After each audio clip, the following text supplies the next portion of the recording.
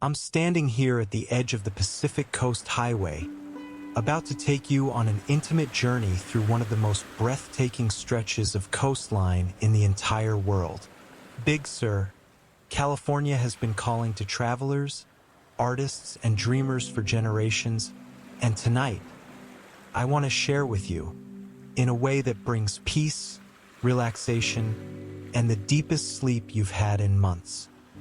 Over the next 8 hours, we're going to experience the raw power and gentle rhythm of the Pacific Ocean as it crashes against ancient cliffs. Explore hidden beaches where the sand meets endless blue water, and wind along dramatic coastal roads that have inspired countless souls seeking something more.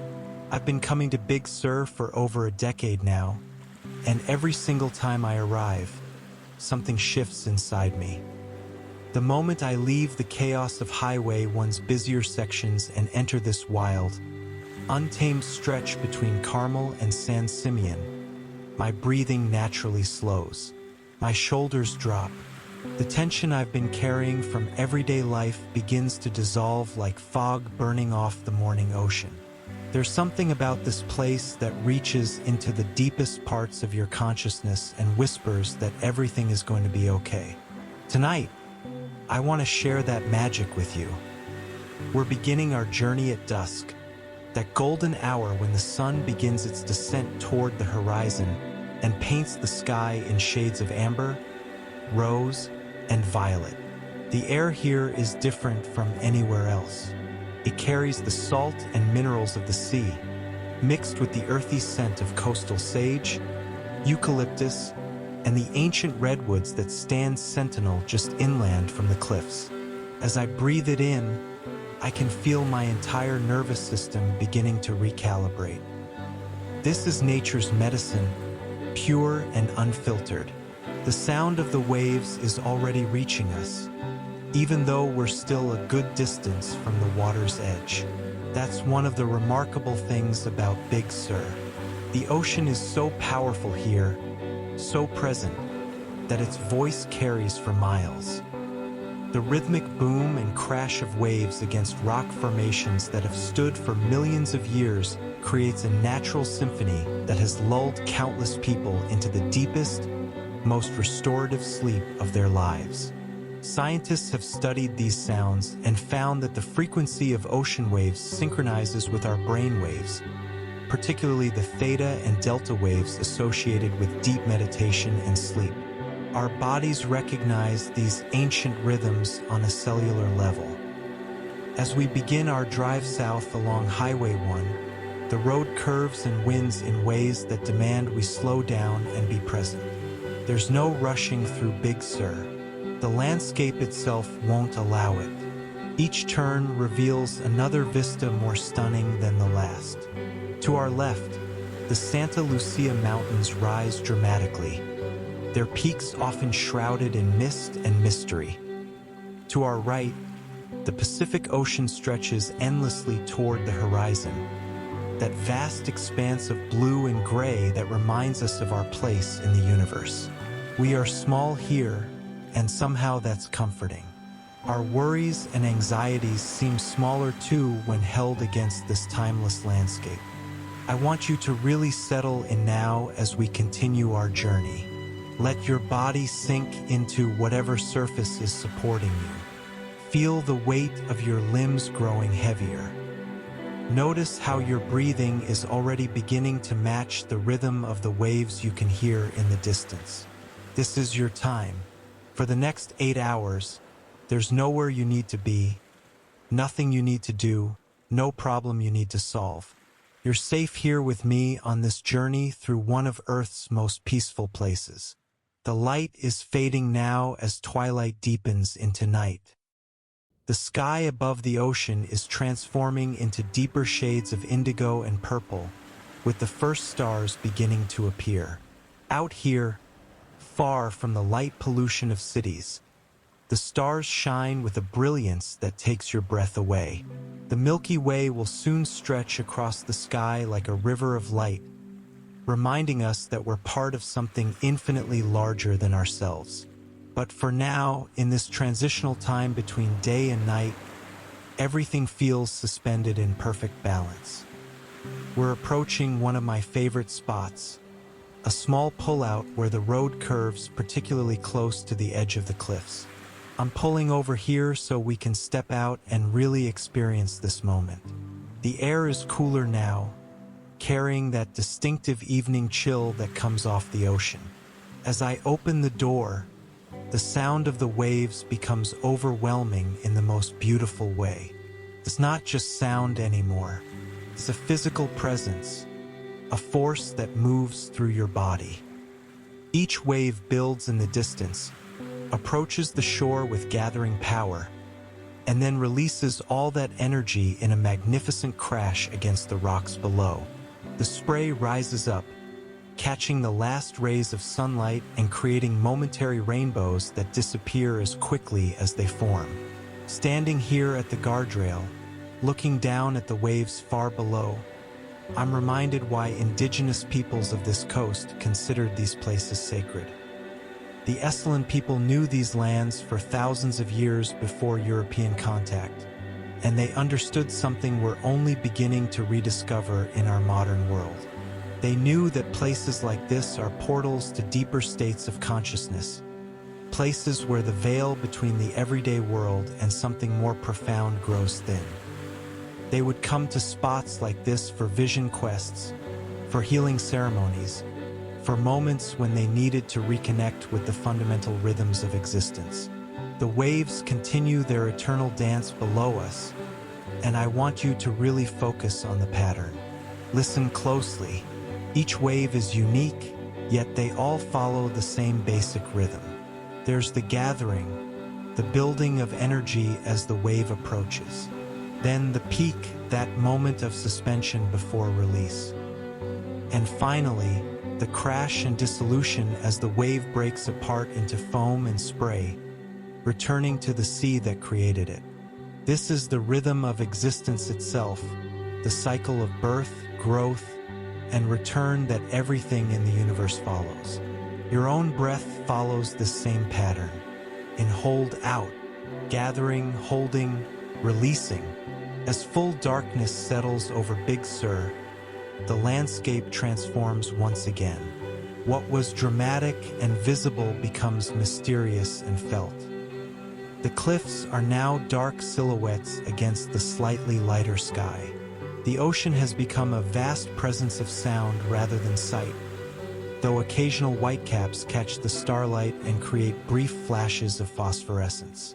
The air temperature continues to drop, and I can feel the moisture gathering, that coastal fog that will likely roll in as the night progresses. This fog is part of Big Sur's magic, a living presence that moves through the canyons and across the ridges like something conscious and aware. We're getting back in the car now, continuing our slow journey south. The headlights cut through the darkness, illuminating the yellow lines of highway, one as it winds along the cliff edge. This road, officially known as the Cabrillo Highway, is considered one of the most scenic drives in the world. But at night, it becomes something else entirely. It becomes a meditation, a moving prayer, a journey inward as much as outward. The darkness focuses our attention. The sound of the waves becomes even more prominent when we can't see them. Our other senses heighten. I've driven this stretch of road hundreds of times, in every season and every kind of weather. I've driven it in brilliant sunshine when the ocean sparkled like a field of diamonds. I've driven it during winter storms when the wind threatened to push the car off the road and waves crashed so high they sent spray across the highway. I've driven it in spring when wildflowers covered every available slope in orange poppies and purple lupin. But some of my most memorable journeys have been at night, when the world reduces to essentials. The sound of waves, the feel of the road, the vast presence of ocean and mountain pressing in from both sides. We're passing through a section now where massive redwood trees grow close to the road, their ancient trunks disappearing into darkness above us. Some of these trees are over 1,000 years old. They were already giants when the first European explorers sailed past this coast. They stood here long before humans built this road, and they'll likely stand here long after the road has crumbled back into the earth.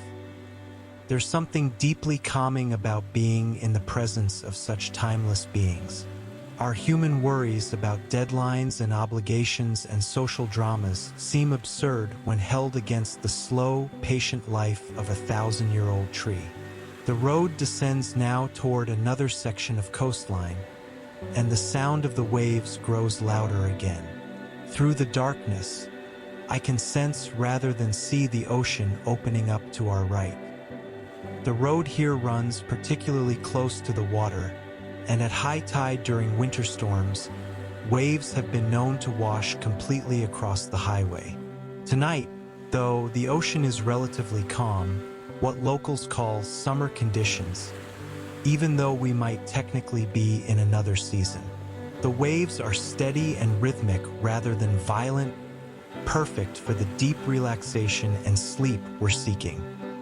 I want to tell you about my first night in Big Sur, because it changed my life in ways I'm still discovering. I was going through a difficult period, the kind where sleep becomes impossible because your mind won't stop churning through problems and fears and regrets. I'd read about Big Sur's healing qualities, about how the negative ions produced by crashing waves can improve mood and reduce anxiety. I was skeptical but desperate, so I drove down from San Francisco one Friday evening, checked into a small cabin near the coast, and went for a walk as the sun was setting. The walk led me to a small beach, accessible only by a steep trail down the cliff face. By the time I reached the sand, night had fallen completely. I was alone there, just me and the Pacific Ocean and a sky full of stars. I sat down on a piece of driftwood and listened.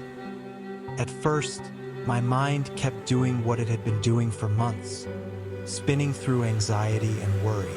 But slowly, gradually, the sound of the waves began to override those thoughts. It was like the ocean was washing away my mental noise the same way it was washing away footprints in the sand. After what might have been minutes or hours, I realized my mind had gone completely quiet for the first time in months. I was just sitting there, breathing, listening, being. That night, I slept for 10 hours straight, the kind of deep, dreamless sleep that heals on every level. That experience is what I want to share with you tonight.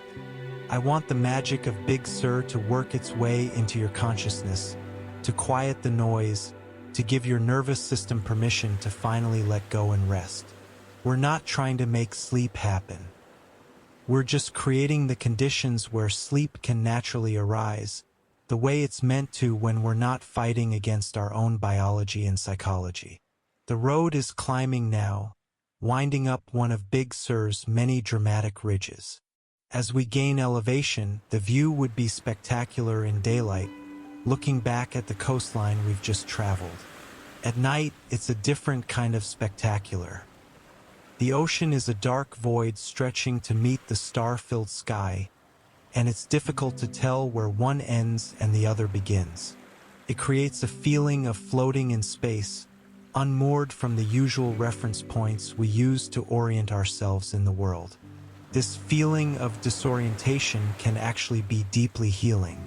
So much of our anxiety comes from being over-oriented, overscheduled, locked into rigid patterns of thought and behavior. When we allow ourselves to drift a little, to float in uncertainty, we paradoxically often find a deeper sense of groundedness. Not the false groundedness of control and certainty, but the real groundedness that comes from accepting that we're all just floating through space on a rock, held in the gravity of a star, part of a mystery so vast we can't begin to comprehend it. We're at the top of the ridge now, and I'm pulling over at another vista point. Even though we can't see much in the darkness, the sounds and sensations here are extraordinary. The wind is stronger at this elevation, carrying the scent of the ocean mixed with the wild sage and chaparral that covers these slopes. Somewhere in the darkness, I can hear the call of an owl, that haunting sound that has frightened and fascinated humans since we first gathered around fires and told stories about the night. The waves are still audible even up here, though the sound is different at this distance. Instead of individual waves, it's more like a constant roar, punctuated by occasional booms when a particularly large wave hits the rocks below.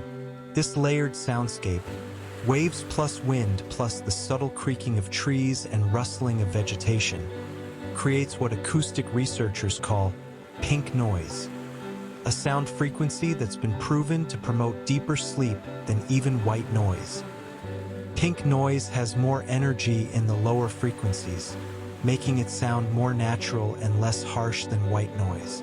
It's the sound of wind in trees, of rain falling, of waves on a beach. It's the sound our ancestors fell asleep to every night before the invention of houses and cities. Our brains still recognize it as the sound of safety. Sitting here in the darkness, I'm aware of how my body has continued to relax over the course of our journey. My jaw has unclenched without me consciously thinking about it. My shoulders have dropped away from my ears. My breathing has slowed and deepened, and each exhale feels like it's releasing tension I didn't even know I was holding. This is the gift of Big Sur. It doesn't demand anything from you. It simply exists in its timeless way, and in the presence of such existence, you naturally begin to let go of the things that don't matter. We're continuing our journey now, descending from the ridge back down towards sea level. The road here has some of the most dramatic curves of the entire Highway 1, switchbacks that double back on themselves as they navigate the steep terrain. Engineers and laborers spent years building this road in the 1920s and 30s, often working by hand with picks and shovels, sometimes suspended on ropes over sheer drops to the ocean below.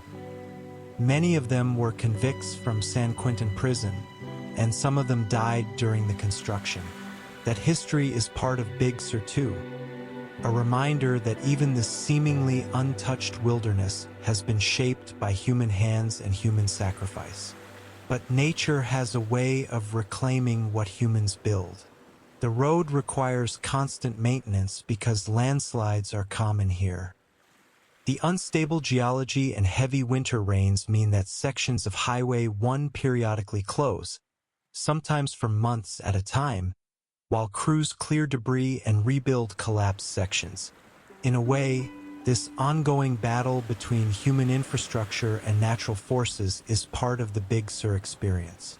It keeps the area from being overrun, maintains a sense of wildness and unpredictability that's increasingly rare in our engineered world.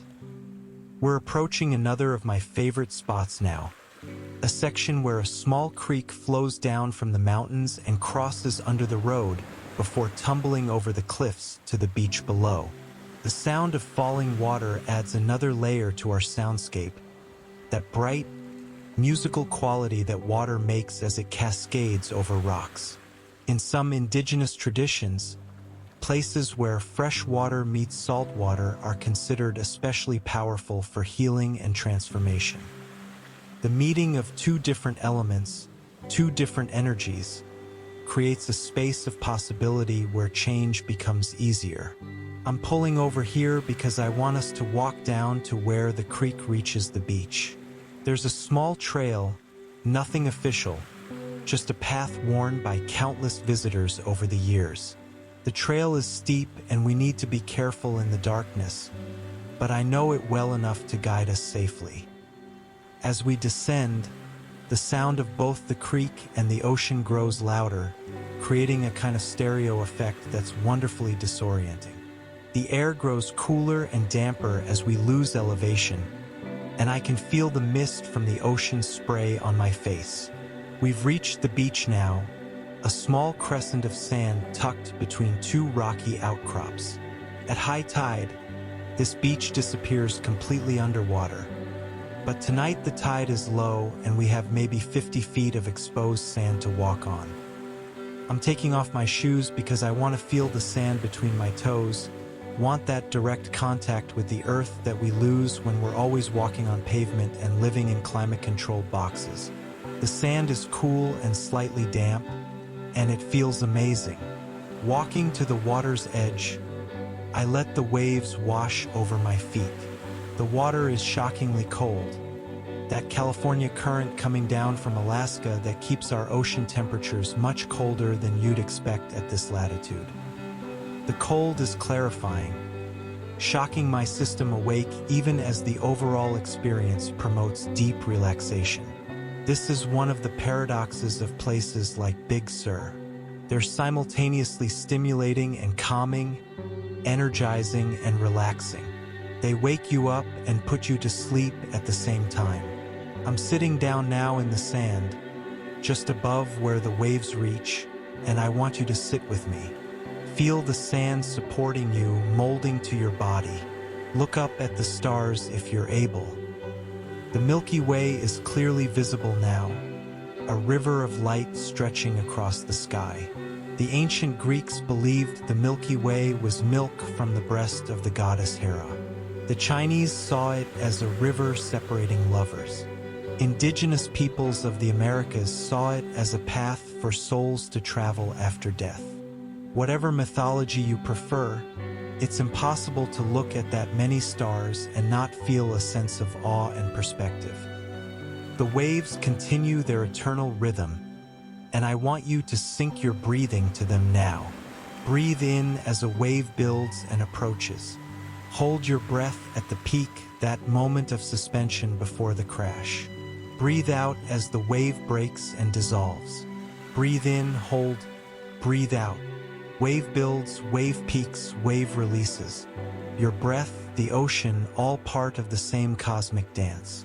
Sitting here, I'm reminded of something John Steinbeck wrote about this coast.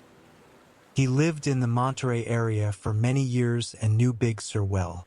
He described the coastline as a long, undulated sawtooth of precipitous mountains which rise like a battlement across the landscape.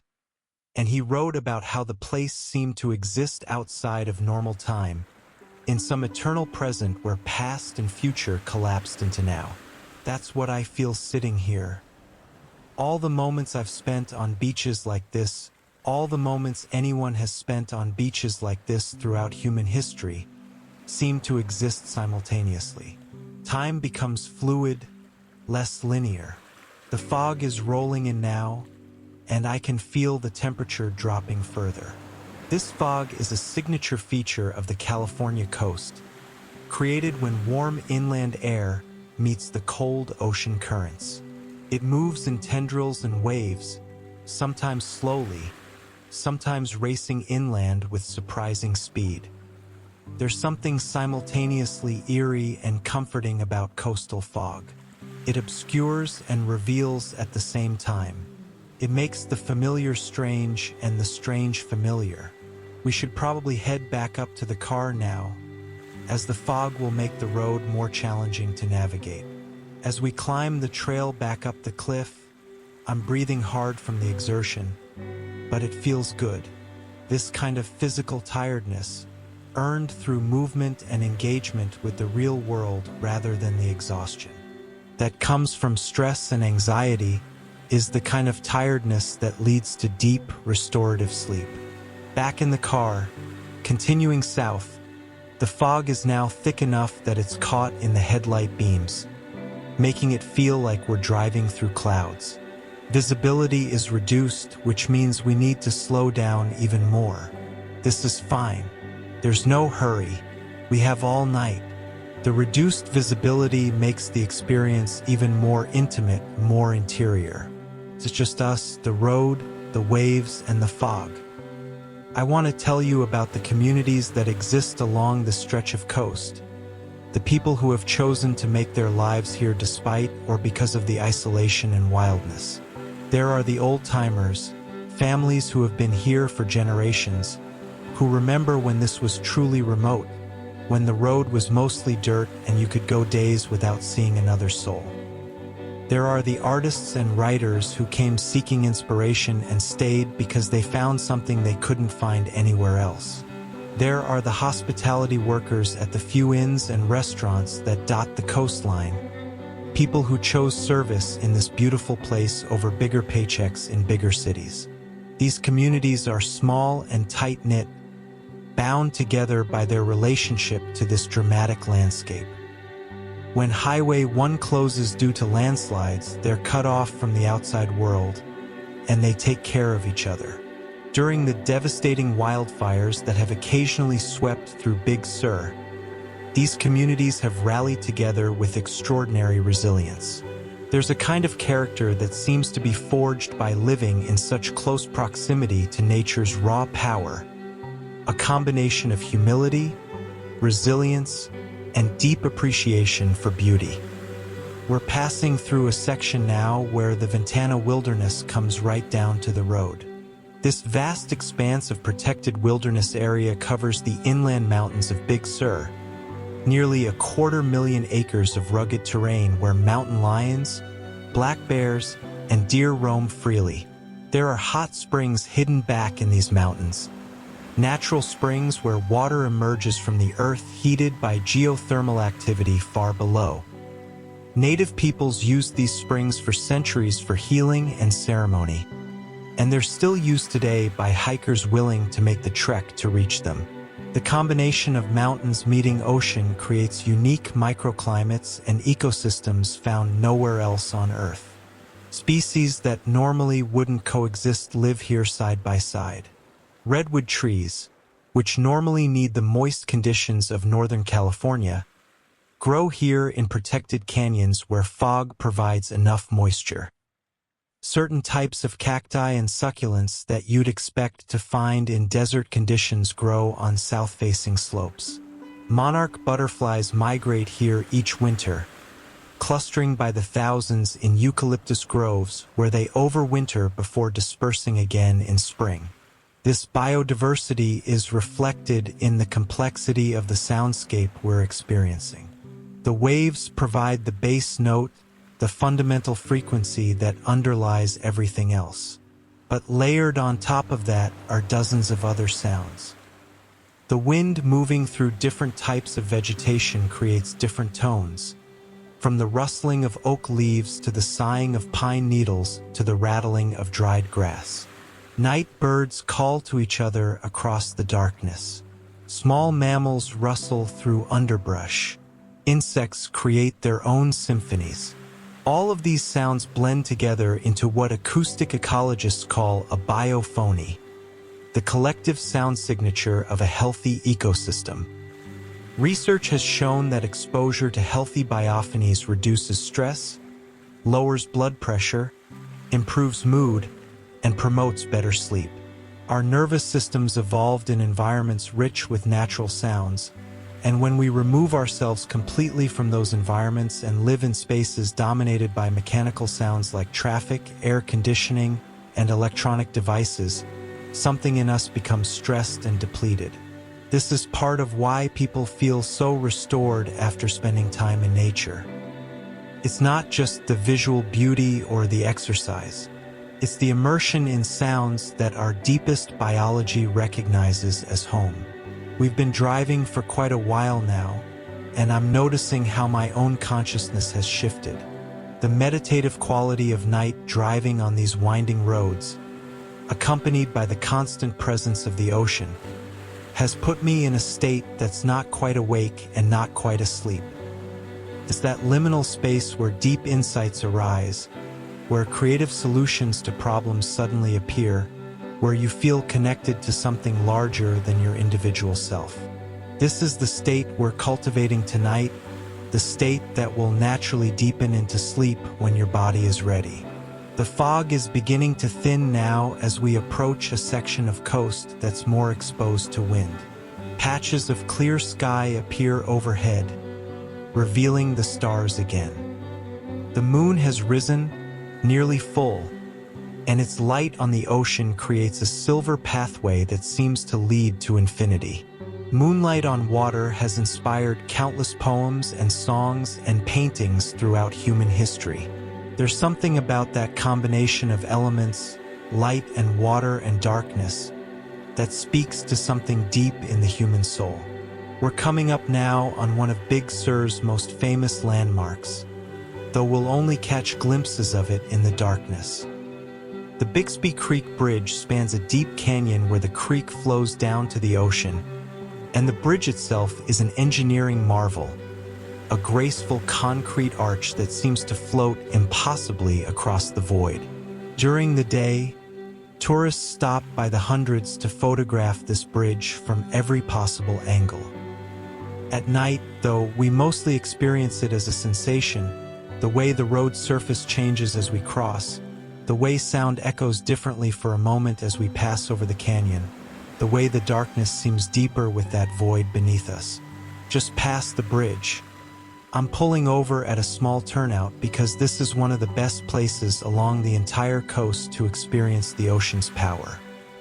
The waves hit the rocks below with particular force here, and on big swell days, the spray can reach 100 feet in the air. Tonight, though moderate conditions prevail, the sound is still magnificent. That deep boom as tons of water hits solid rock, followed by the hiss and roar as the water surges and retreats. Standing outside the car again, I'm struck by how the night has deepened my experience of this place. Everything feels more primal, more essential. The boundaries between self and environment become more porous. I'm not separate from the waves and the wind and the stars. I'm part of them, made of the same elements, subject to the same forces. The calcium in my bones came from ancient seas. The iron in my blood was forged in dying stars. The water in my cells has been cycling through clouds and oceans and organisms for billions of years. This kind of perspective, this sense of being part of the larger web of existence, is profoundly relaxing at a deep level. So much of our anxiety comes from feeling separate and isolated, from the illusion that we're individual selves struggling alone against an indifferent universe. When we remember our fundamental connection to everything else, when we feel in our bones that we're part of this ancient, ongoing dance of matter and energy, something in us settles and sighs with relief. The night is well advanced now, and we're entering the deepest phase of our journey. This is when sleep naturally wants to come for most people, in those hours between midnight and dawn when the body's circadian rhythms are strongest in promoting rest. I want you to let yourself drift now as we continue driving. There's no need to follow every word I'm saying. Let my voice become part of the soundscape, just another element mixing with the waves and wind. Your only job is to rest, to allow your body to do what it knows how to do when we stop interfering with our tension and worry. We're passing through a particularly remote section of coast now, miles from any buildings or artificial lights. The darkness here is absolute except for our headlights and the stars above. This kind of darkness is increasingly rare in the modern world. Most people live under skies washed out by light pollution, where you can barely see any stars at all. We've lost touch with the darkness that was humanity's companion for hundreds of thousands of years, and in losing that darkness, we've lost something important. Darkness is not the enemy. Darkness is when we rest, when we heal, when we dream, when we process and integrate the experiences of our waking hours. Darkness is the womb where new things are gestated before they're born into the light. Darkness is half of the natural cycle of existence, as essential as light. Learning to be comfortable in darkness, literal and metaphorical, is part of learning to be comfortable with being alive. The road winds on, and we wind with it, following the contours of this ancient coastline. Each curve is a letting go, a small release of control. We can't straighten these curves. We can only follow where they lead. This is good practice for life itself. So much suffering comes from trying to force things to be other than they are, from insisting that the road be straight when it wants to curve, that the ocean be calm when it wants to storm, that our thoughts and feelings be other than what they actually are. What if we just let things be as they are? What if we followed the curves instead of fighting them? What if we allowed the ocean to be rough when it wants to be rough, the wind to blow when it wants to blow, our thoughts to arise and pass away like waves without grabbing onto them or pushing them away? This is the practice of acceptance, and it's one of the most powerful tools we have for reducing suffering and promoting peace. I'm reminded of a story about a Zen master who was asked about the secret to his peace and happiness. He replied, "I let go of what I cannot control, and I participate wholeheartedly with what is." This is the wisdom that places like Big Sur teach us, if we're willing to listen. The ocean doesn't worry about the tide. The cliffs don't stress about erosion. The trees don't fret about the wind. They simply are what they are, doing what they do, and in that simple being and doing, there's a kind of perfection. We're approaching another section where multiple creeks converge and flow down to the ocean, creating a kind of delta where fresh and salt water mix. The vegetation here is particularly lush, benefiting from the year-round water supply. Even in the darkness, I can sense the density of plant life, the way life concentrates wherever water flows. Life is persistent, creative, endlessly adaptive. Even in harsh conditions, even on these steep cliffs battered by wind and spray, life finds a way. This persistence of life in the face of challenging conditions is another source of hope and comfort. No matter what difficulties we face in our individual lives, we're part of this larger force, this drive toward existence and complexity that has been building for billions of years. The same intelligence that figured out how to turn single cells into complex organisms, how to turn fins into legs, how to turn trees into forests, is at work in us. We can trust that intelligence, even when our conscious minds are confused and scared. The moon is higher now, and its light reveals more of the landscape around us. I can see the white foam of waves breaking against the rocks, can make out the silhouettes of trees against the sky, can distinguish the different textures of cliff face and ocean and sky. The world becomes slightly less mysterious with this additional light, but no less beautiful. Mystery and clarity each have their gifts to offer. We're passing one of the few buildings along this stretch of coast, a small ranger station that's dark at this hour. During the day, rangers here provide information to visitors, help with emergencies, monitor conditions in the wilderness areas. But at night, the station is quiet, just another dark shape among dark shapes.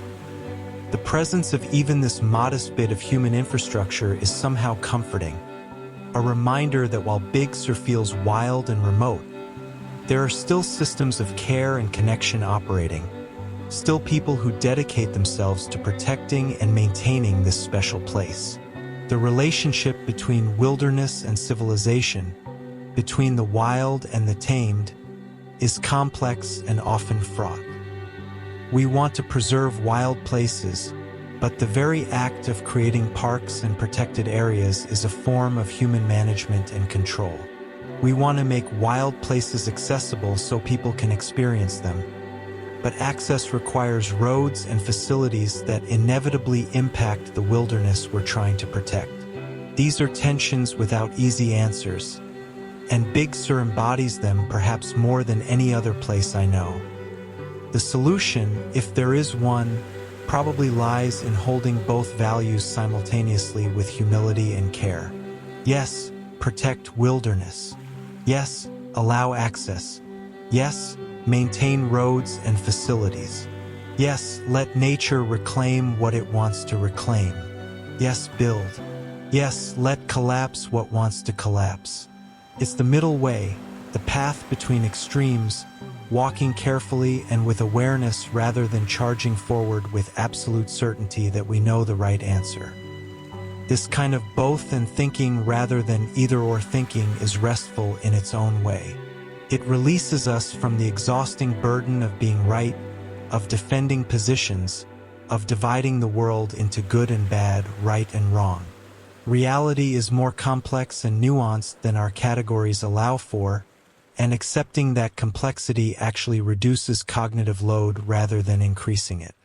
We can relax into uncertainty rather than constantly straining to achieve impossible certainty. We've been driving for many hours now, and the night has reached that deep, still quality that comes in the hours before dawn. This is the quietest time, when even nocturnal creatures are settling down, when the natural world seems to be holding its breath before the rush of a new day begins. The waves continue as they always have and always will, but even they seem slightly more subdued in this hour, as if they too are participating in this collective pause. Your breathing has likely slowed and deepened considerably by now. Your body has had time to fully relax, releasing tensions you've been carrying perhaps for days or weeks. Your mind has had time to slow down, to stop spinning through its usual patterns of worry and planning. You're in that beautiful state between waking and sleeping where healing happens, where your nervous system rebalances, where the events and emotions of your waking life are processed and integrated. This is exactly where I want you to be. There's nothing you need to do here except allow. Allow your body to rest. Allow your mind to drift. Allow sleep to come when it's ready. There's no forcing, no trying, just allowing. Like a wave allowing itself to roll toward shore, like a tree allowing itself to bend in the wind, like a star allowing itself to shine in the darkness, you can allow yourself to be exactly as you are in this moment. We're coming around another curve now, and the road begins to climb again, winding up another of Big Sur's dramatic ridges. The engine works a little harder as we gain elevation, and the sound of the waves becomes slightly more distant, though never disappearing entirely. That's one of the remarkable things about this place. The ocean is always present, always making itself known, even when you can't see it or aren't focusing directly on it. At the top of this ridge, I'm pulling over one more time. I want us to witness the very first hints of dawn, that magical transition when darkness begins imperceptibly to lighten, when the eastern sky begins showing the faintest promise of a new day. We're not there yet, but we will be soon. For now, we wait in darkness, comfortable and relaxed, knowing that light will come without us having to make it happen. This is trust. Trust that the sun will rise because the sun always rises. Trust that day will follow night because day always follows night. Trust that spring will follow winter, that after every ending comes a new beginning, that the universe knows what it's doing even when we don't. This trust, this basic faith in the ongoing functioning of reality, is perhaps the most fundamental requirement for peace of mind. Sitting here in the darkness, waiting for dawn, I'm aware of how grateful I am for this place. Big Sur has been a teacher, a healer, a refuge for me over the years. It's given me perspective when I was lost, peace when I was anxious, beauty when I was starved for beauty. It's reminded me, again and again, that there's something larger than my small concerns, something wilder than my domesticated life, something more permanent than my temporary troubles. This is what I hope this journey has given you as well. Not just a technique for better sleep, though if that's all you get, that would be valuable enough, but also a reminder that you're part of something vast and ancient and beautiful, that the same forces that move the waves and turn the earth and birth stars are at work in you, that you belong here in this moment, in this body, on this planet, that your presence matters even if you can't always see how. That rest is your birthright, and peace is available anytime you remember to return to basics. Breath, body, the sound of waves, the turning of the earth. The eastern sky is definitely beginning to lighten now, though calling it light is perhaps too strong a word. It's more like the darkness is thinning, becoming slightly translucent rather than opaque. The stars are still visible, but they don't seem quite as bright against this marginally lighter background. Dawn is approaching, and with it the end of our journey, though of course we could keep driving endlessly if we wanted. Highway 1 continues south for hundreds more miles before eventually turning inland near San Luis Obispo. But we've come far enough for tonight.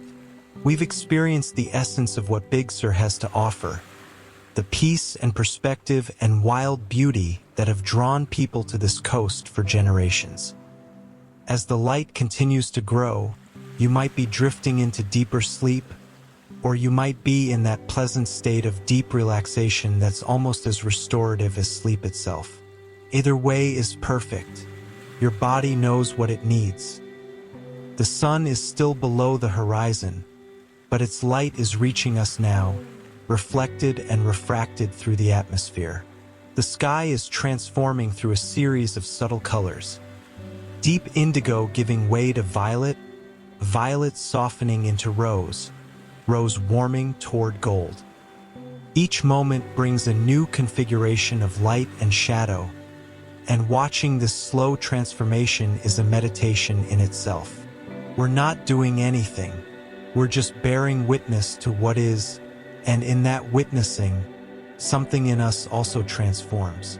The waves are becoming visible again now as the light increases.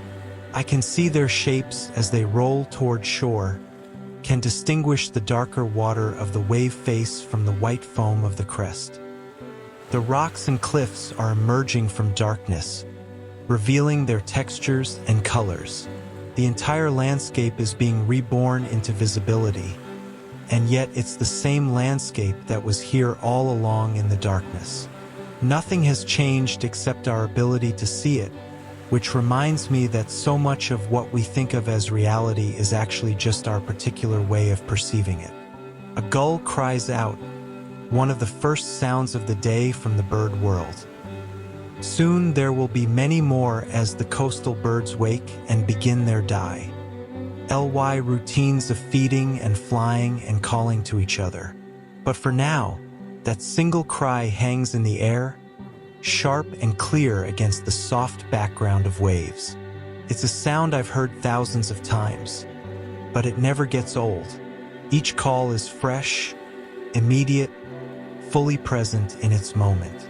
The sun is touching the horizon now, a bright point of light that makes me squint even though I'm looking away from it.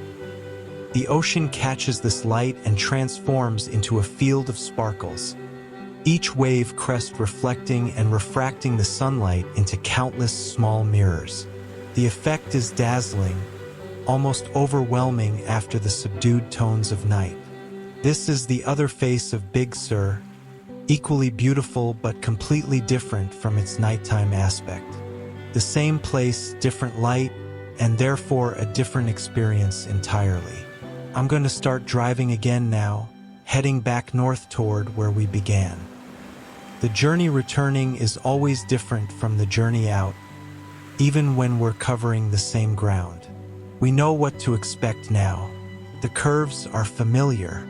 The dramatic drop-offs and sweeping vistas are anticipated rather than surprising. And yet, in the morning light, everything looks different enough that it's almost like traveling a new road. This is life itself, isn't it? We travel through days that seem similar, covering familiar ground, following known routines, and yet each day is actually unique. Each moment completely fresh if we can meet it with fresh awareness rather than sleepwalking through on autopilot. Big Sur teaches this lesson too. You can drive this road 1,000 times, and each time you'll see something you never noticed before, experience something slightly different, have new insights arise from old vistas.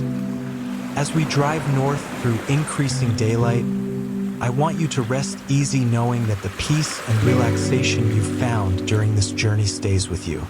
It's not dependent on being in Big Sur physically. The rhythms we've synchronized with, the ocean's endless cycles, the natural alternation of rest and activity, these are always available to you wherever you are. You can close your eyes anywhere and bring back the sound of these waves, the feeling of this coastal wind, the vast presence of the ocean stretching to the horizon. Your nervous system has learned something tonight, or perhaps remembered something it always knew but had forgotten in the rush and stress of modern living. It's remembered how to let go, how to rest, how to trust the fundamental processes that maintain your existence without your conscious effort. Your heart knows how to beat without you telling it to. Your lungs know how to breathe. Your body knows how to heal and rest and renew itself if you give it half a chance. The morning is well advanced now, and the coast is fully illuminated in golden light. Other cars are beginning to appear on the road, early risers heading out to experience Big Sur in its morning glory. But we've had something they haven't, these hours of darkness and intimacy with the coast in its most quiet and mysterious state. We've been on a different kind of journey, interior as much as exterior, a pilgrimage of consciousness as much as a drive along a beautiful road. As we approach the northern end of Big Sur proper, heading back toward Carmel and civilization, I feel that familiar bittersweet mix of gratitude and reluctance that always accompanies leaving this place. Grateful for what it's given me, reluctant to return to the world of obligations and schedules and noise. But I also know that I carry Big Sur with me now, that something of its peace and wildness has lodged in my heart, changing me in ways both obvious and subtle.